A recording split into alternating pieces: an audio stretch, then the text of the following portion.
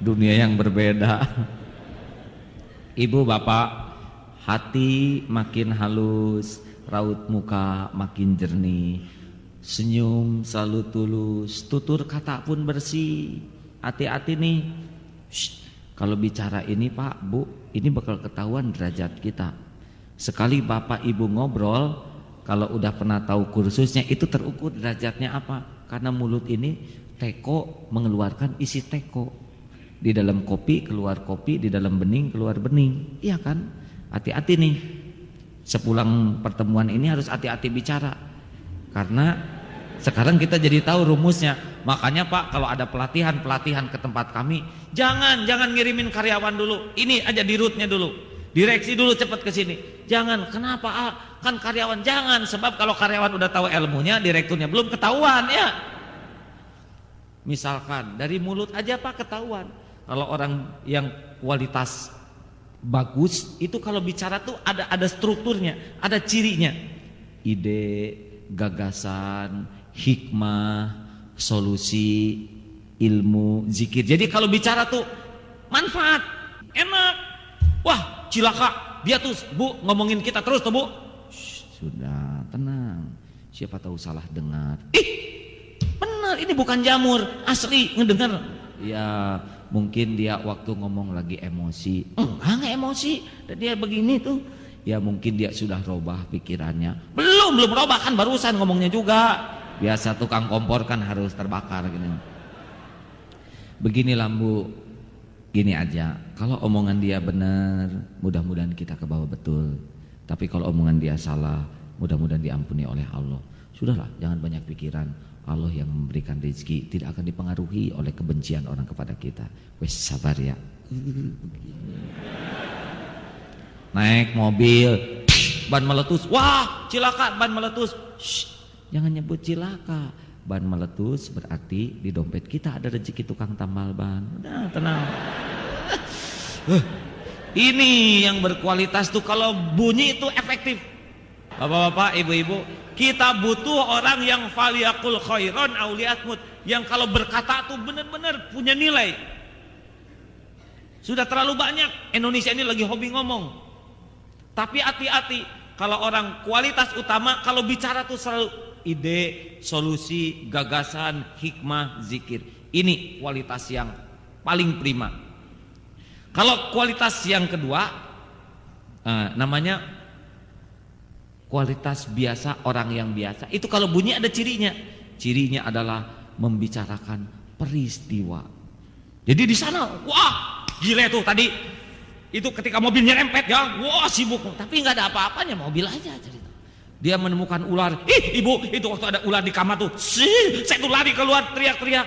Udah gitu aja, peristiwa aja. Nggak ada nilainya. Segala diomongin, ketemu artis diceritain seperti yang dia jadi suaminya ya, ketemu wah bunyi aja terus. Nonton sepak bola di kantor sepak, sama-sama nonton yang lain juga ya. Buang waktu sekali ngomong kayak gini. Bayangkan sama-sama nonton, itu harusnya ke pinggir ya, ini blow on Pak. Sudah. Makin banyak omongan sia-sia, makin kualitas orang itu turun. Makanya kalau mau cari mantu, suruh ngomong aja dia, nanti ketahuan. Ini juga Pak bagus untuk naik pangkat, ini alat ukurnya ini Pak. Kalau hanya segala nih omongin, wah ini kurang efektif nih. Padahal waktu itu sehari cuma 24 jam. Min husnil islamil mar'i, ciri-ciri kualitas keislaman seseorang itu dilihat bagaimana kesanggupan menahan diri dari sesuatu yang sia-sia. Hati-hati Bu. Jangan segala dikomentari, terutama yang sudah pernah ke Mekah. Tiap lihat yang pulang dari Mekah, saya juga sudah ke sana. Siapa yang nanya ya? 3. Yang ketiga ini dari mulut loh Pak. Namanya kualitas orang rendahan. Utama, biasa, rendahan. Cirinya apa? Khas ini kalau bicara. Kalau orang yang rendahan itu ya, sehebat apapun kedudukan dan pangkat dia ada cirinya, yaitu mengeluh, mencela, menghina. Pokoknya nggak pernah beres aja kalau dia ngomong.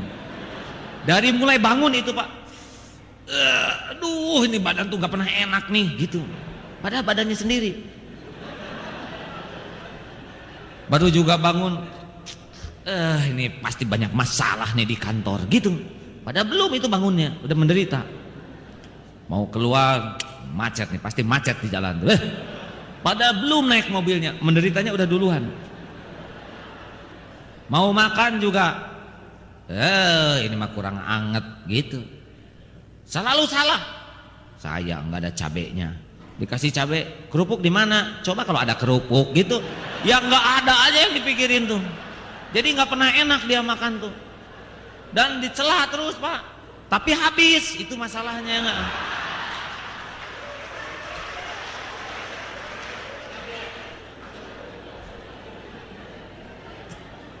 Ada orang yang kalau bunyi itu nggak pernah bagus Bu. Ngeluh. Dia naik mobil keluar, dia itu lampu merah tuh, merahnya lama, marahin lampu ya nggak. Padahal nggak robah dengan ngomong begitu. Dia di pinggir ada polisi, polisi lu nggak ada kerjaan, ayo marah ke polisi. Ini cari mangsa terus untuk menghina. Kalau bunyi itu negatif aja Bu, lihat yang minta-minta, ini pasti ada organisasinya, ngasih apa enggak gitu Bu. Mendung aja nih, becek ya padi hujan melulu, celana ada yang kering gitu, ngutuk ke atas, semua dikutuk. Kalau mau pergi pasti nggak ada tempat parkir nih, pasti nggak ada tempat parkir nih gitu. Padahal belum nyarinya udah menderita, error aja begitu. Jadi dia tuh sengsara, wajahnya juga strukturnya jadi jelek, bibirnya begitu terus. Kasihan dia. Dan kalau ngobrol dengan teman itu nggak pernah ada yang bagus Bu. Misalkan selalu berseri Bu, misalkan ketemu tuh, kenapa ya Bu, ini punggung saya tuh rasanya kurang enak. Besoknya lihat ganti lagi, ini nih, kening saya tuh rasanya suka cekot. Nanti pindah ke pinggang, ke kaki, pokoknya tiap datang tuh penyakit. Nanti kalau udah habis serinya ganti ke alat-alat rumah tangga. Itu saya nggak ngerti, padahal blender tuh baru beli loh, tapi udah rusak. Padahal mereknya bagus itu. Nanti tuker, itu genteng di rumah saya tuh, masya Allah ya terus. Nanti seri keluarga, ya mulai cerita anak, mertua, keponakan, jelek-jelek. Ada orang yang kalau ketemu tuh negatif aja. Kasihan ya. Kelihatannya kalau cepat mati lebih aman yang begini ada.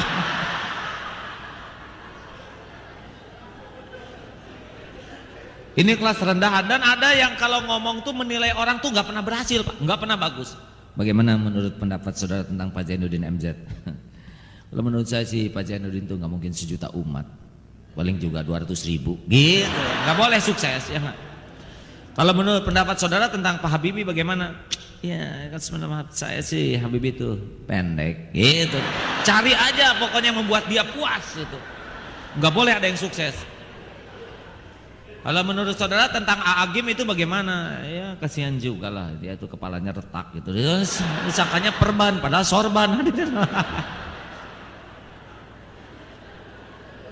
Jadi kalau menurut Anda tentang Nabi Adam bagaimana? Kalau menurut saya sih boleh juga lah, dia itu sebagai Nabi ya. Cuman sayang dia itu ketipu setan. Itu Nabi Pak, habis itu. Ada orang yang nggak pernah bisa melihat orang lain lebih tuh. Negatif aja, semua salah. Karena dia butuh teman. Ibu, Bapak, ini namanya kelas rendahan. Kalau orang sudah tidak pernah bisa menilai baiknya orang, udah. Kenapa jadi dia begini semua? pada mikir, saya kelas yang mana ya?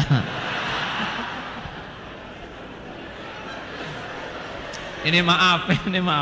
Ilmu manajemen kolbu ini hanya sah buat menilai diri sendiri ya. Tidak berlaku untuk menilai orang lain ya. Jadi kita ketawa enak tuh karena ngetawain diri sendiri itu ya. Dan ini lebih bagus daripada ngetawain orang lain. Dosa ngetawain orang lain tuh ya.